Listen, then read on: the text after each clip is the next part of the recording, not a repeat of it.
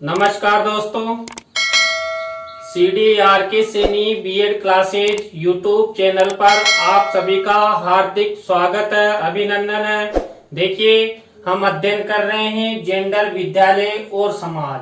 आज की क्लास में हम लैंगिक असमानता के क्षेत्र इस टॉपिक पर चर्चा करेंगे कि लैंगिक असमानता के कौन कौन से ऐसे क्षेत्र हैं जहां पर पुरुष और महिला में भेदभाव किया जाता है, असमानताएं दिखाई देती है, चाहे परिवारजन हो या आस पड़ोस हो या समाज हो, राज्य हो या राष्ट्र हो।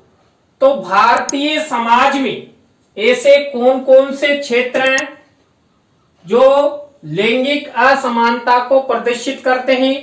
तो आप सब बने रहें हमारे साथ, हमारे यूट्यूब चैनल के साथ। और यदि आप हमारे यूट्यूब चैनल पर पहली बार आए हैं तो हमारे यूट्यूब चैनल को सब्सक्राइब करें और पास ही बने बेल आइकन के बटन को दबा देवें, जिससे हमारे द्वारा जब भी कोई न्यू वीडियो अपलोड की जाए या लाइव क्लास चलाई जाए तो उनके नोटिफिकेशन आपको मिल सके और आप अच्छा अधिगम करते हुए परीक्षा की अच्छी तैयारी कर सके। तो देखते हैं लैंगिक असमानता का तात्पर्य।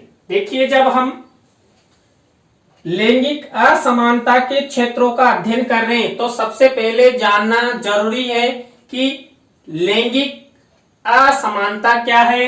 तो लैंगिक असमानता का तात्पर्य लैंगिक आधार पर महिलाओं के साथ भेदभाव से है। देखिए, लैंगिक असमानता या लैंगिक भेदभाव का तात्पर्य पुरुष और महिला में, जब पुरुष और महिला समान है लेकिन लैंगिकता के आधार पर महिलाओं के साथ भेदभाव किया जाए तो वो लैंगिक असमानता, लैंगिक भेदभाव कहलाता है। परंपरागत रूप से समाज में महिलाओं को कमजोर वर्ग के रूप में देखा जाता है। देखिए, हमारे भारतीय समाज में क्या होता है, जो महिलाएं हैं उन महिलाओं को कमजोर वर्ग के रूप में देखा जाता है। प्राचीन काल में भी यही हमारे देश में था और वर्तमान समय में भी हमारी सरकारों की उदासीनता, महिलाओं को समान न्याय या वर्चस्व नहीं होने के कारण ही समाज का एक वर्ग यानी महिला वर्ग को कमजोर समझा जाता है। वे घर और समाज दोनों जगह पर शोषण, अपमान और भेदभाव से पीड़ित होती है। कौन? महिलाएं। देखिए, यदि भारतीय समाज में सबसे अधिक शोषण किया जाता है तो महिलाओं का किया जाता है। घर परिवार द्वारा महिलाओं का अधिक अपमान किया जाता है और वो अनेक भेदभावों से पीड़ित रहती है, हिंसाओं से। कई प्रकार के ऐसे कार्य हैं जिनमें महिलाओं के साथ भेदभाव किया जाता है। महिलाओं के खिलाफ भेदभाव दुनिया में हर जगह प्रचलित है। देखिए, हमारे भारतीय समाज में ही नहीं, पूरे संसार में लैंगिक भेदभाव है और सभी स्थानों पर महिला और पुरुष में भेदभाव करते हुए लैंगिकता के आधार पर महिलाओं के साथ अधिक से अधिक भेदभाव किया जाता है। हर स्थान, हर क्षेत्र में असमानता का व्यवहार उनके साथ किया जाता है। वैश्विक लैंगिक अंतराल रिपोर्ट यानी 2020 के अनुसार भारत 153 देशों में 112वें स्थान पर रहा, यानी कि लैंगिक भेदभाव करने पर। इससे साफ तौर पर अंदाजा लगाया जा सकता है कि हमारे देश में लैंगिक भेदभाव की जड़ें कितनी मजबूत और गहरी है। देखिए, यदि क्षेत्रफल के आधार पर देखा जाए तो हमारा देश विश्व में 7वें स्थान पर आता है और एशिया महाद्वीप का बहुत बड़ा देश है। और जब यहां पर 2020 में लैंगिक असमानता पर सर्वे हुआ तो हमारा देश 153 देशों में 112वें स्थान पर रहा, यानी कि हमारा देश भी लैंगिक असमानता करने में बहुत आगे है। अब हम अध्ययन करते हैं लैंगिक असमानता के मुख्य क्षेत्र कौन कौन से हैं जहां पर महिलाओं के साथ असमानता या भेदभाव दिखाई देता है। पहला क्षेत्र सामाजिक क्षेत्र में असमानता।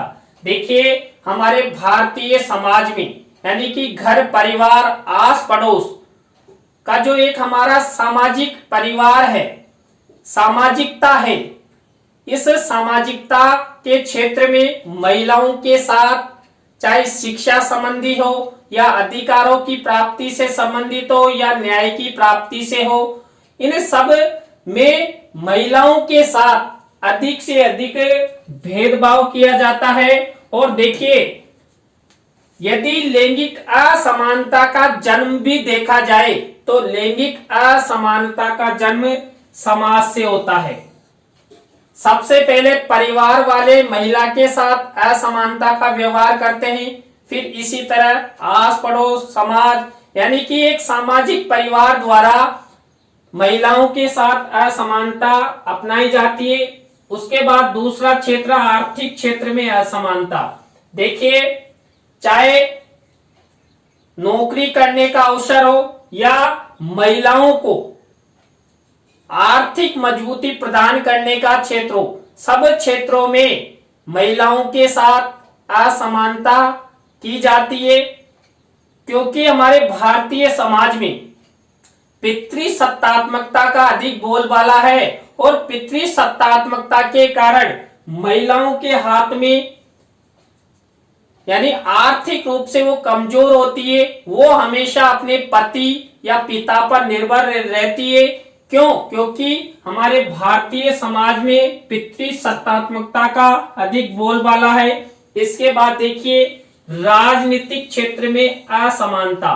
देखिए राजनीति के क्षेत्र में चाहे ग्राम पंचायत के चुनाव हो या एमएलए एमपी के चुनाव हो, सब चुनावों में महिलाओं का यदि प्रतिशत देखा जाए तो पुरुषों की अपेक्षा कम है। यानी राजनीतिक क्षेत्र में भी महिलाओं के साथ असमानता की जाती है।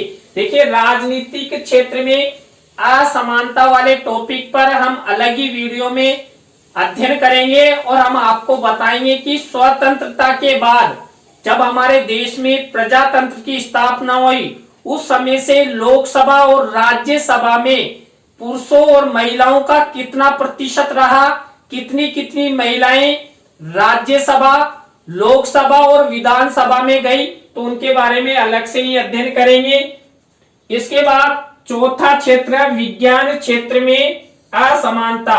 देखिए महिलाओं के साथ क्या किया जाता है, विज्ञान आदि क्षेत्रों में असमानता की जाती है, यानी कि महिलाओं को विज्ञान आदि विषय कम प्रदान किए जाते हैं, गृह विज्ञान जैसे विषय अधिक दिए जाते हैं।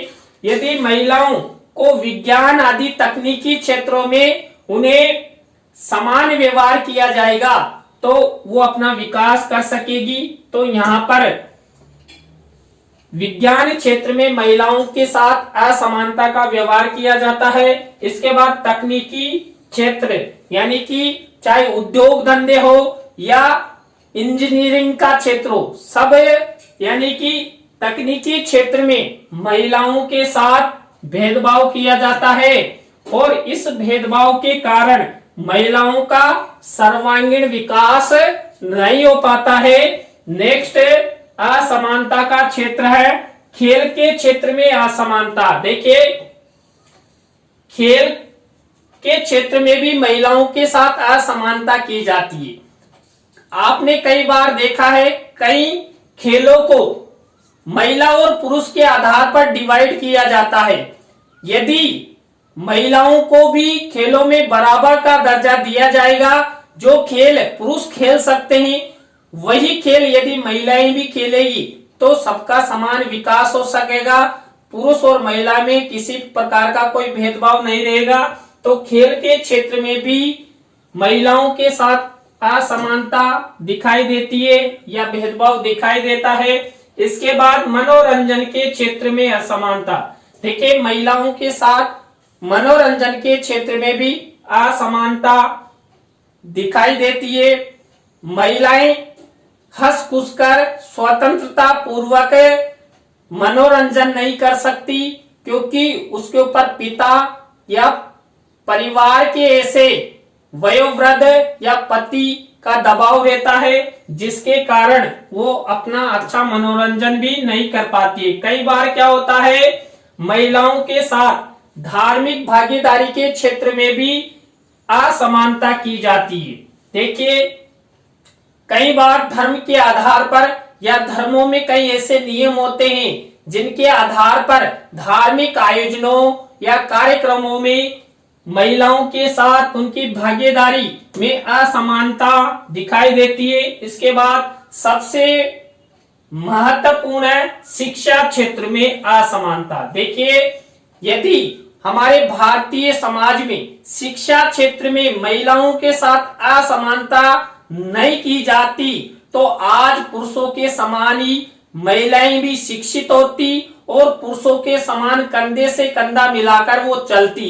लेकिन हमारे भारतीय समाज में शिक्षा क्षेत्र में बालिकाओं के साथ, स्त्रियों के साथ अधिक से अधिक भेदभाव किया जाता है और उसका परिणाम ये रहा कि वर्तमान समय में भी पुरुषों की अपेक्षा महिलाओं का शिक्षा प्रतिशत कम है। और देखिए, यदि महिलाएं शिक्षित होगी तो अपने परिवार का अच्छे से पालन पोषण कर सकती है और वो दो परिवारों को आगे बढ़ा सकती है, पियर पक्ष को और ससुराल पक्ष को। इसलिए विशेष शिक्षा क्षेत्र में यदि असमानता दिखाई देती है और आप सब अध्यापक बनने जा रहे हैं तो आप सब किसी भी प्रकार से शिक्षा क्षेत्र में बालिकाओं के साथ कोई असमानता या भेदभाव नहीं करेंगे।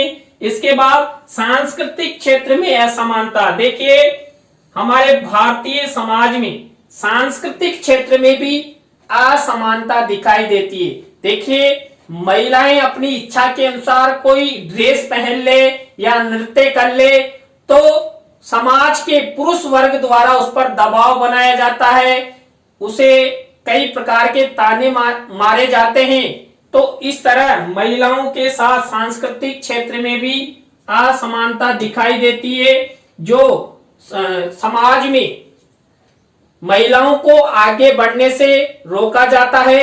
देखिए, हम जितने भी क्षेत्रों का अध्ययन कर रहे हैं वो सब क्षेत्र महिलाओं की असमानता से संबंधित है और यदि उन्हें समाज से दूर किया जाएगा तभी जाकर महिलाओं का सर्वांगीण विकास हो सकता है।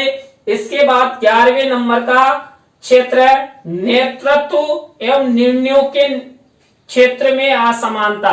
देखिए, आपने परिवार देखें, अपने परिवार में भी किसी भी प्रकार का कोई ठोस निर्णय लेने में महिलाओं की कोई भूमिका नहीं होती।